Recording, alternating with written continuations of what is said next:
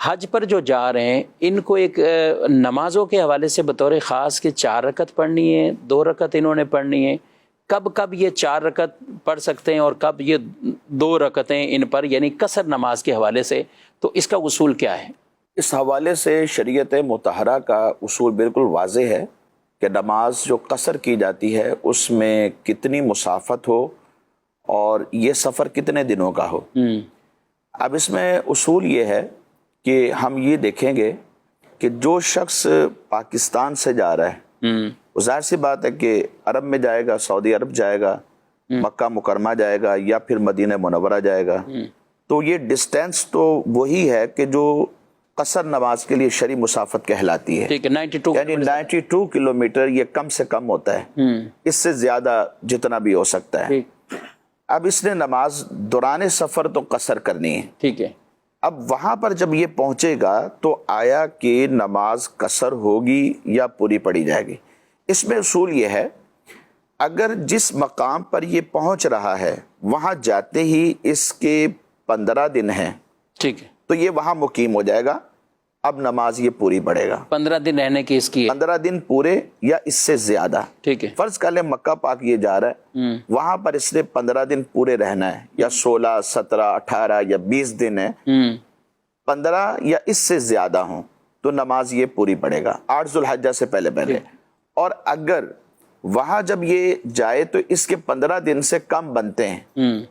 تو ایسی صورت میں یہ قصر کرے گا۔ اب اس میں تھوڑی سی وضاحت اور کر دیتا ہوں۔ مکہ پاک گیا، وہاں پر 7 یا 8 ذو الحجہ کو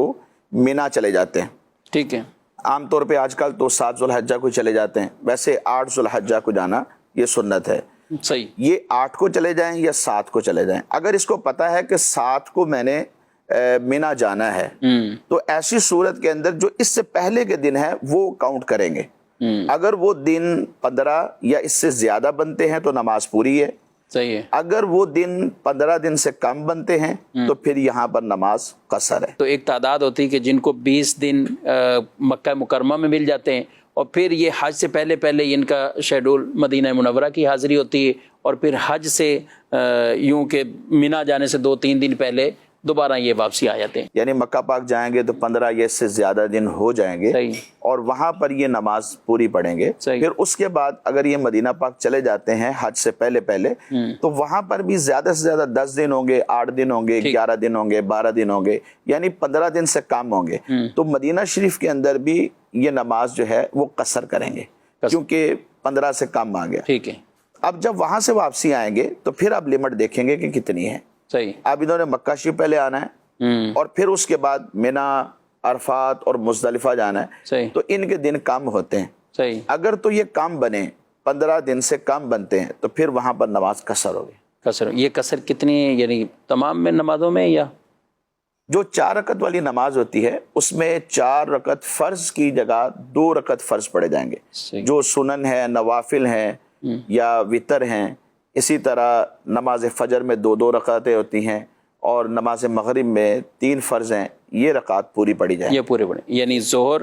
عصر اور عشاء کے فرائض میں صرف قصر یہ ہے۔ ظہر، عصر اور عشاء کی جو 4 فرض ہیں ان میں 4 کی جگہ 2 پڑی جائیں۔ اچھا، یہ تو کہتے ہیں ہم 40 دن کے لیے جا رہے ہیں، آپ جس سے پوچھو 40 دن، آپ 15 دن کا کہہ رہے ہیں، تو یہ گھر سے تو 40 دن کے لیے جا رہے ہیں، تو 40 دن جانے والا کیا یہ اس میں نہیں آئے گا؟ اس میں کوئی شک نہیں کہ یہ 40 دن کے لیے جا رہے ہوتے ہیں، بلکہ بعض تو 42 اور 43 دن کے لیے بھی جاتے ہیں اور اس سے کم دنوں کے لیے بھی جاتے ہیں، اس میں کوئی شک نہیں، لیکن اصل ہم نے ڈسٹینس دیکھنا ہے کہ فرسٹ سٹیپ میں ہم کہاں جا رہے ہیں۔ اچھا،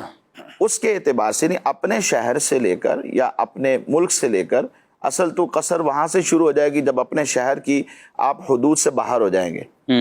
تو وہاں سے لے کر پہلا سٹیپ دیکھنا ہے کہ ہمارا کیا ہے، مکہ پاک ہے، مدینہ پاک ہے، تو وہاں سے پھر ہم جب آگے جائیں گے تو پھر اس کا الگ اس کی اکاؤنٹنگ ہوتی ہے۔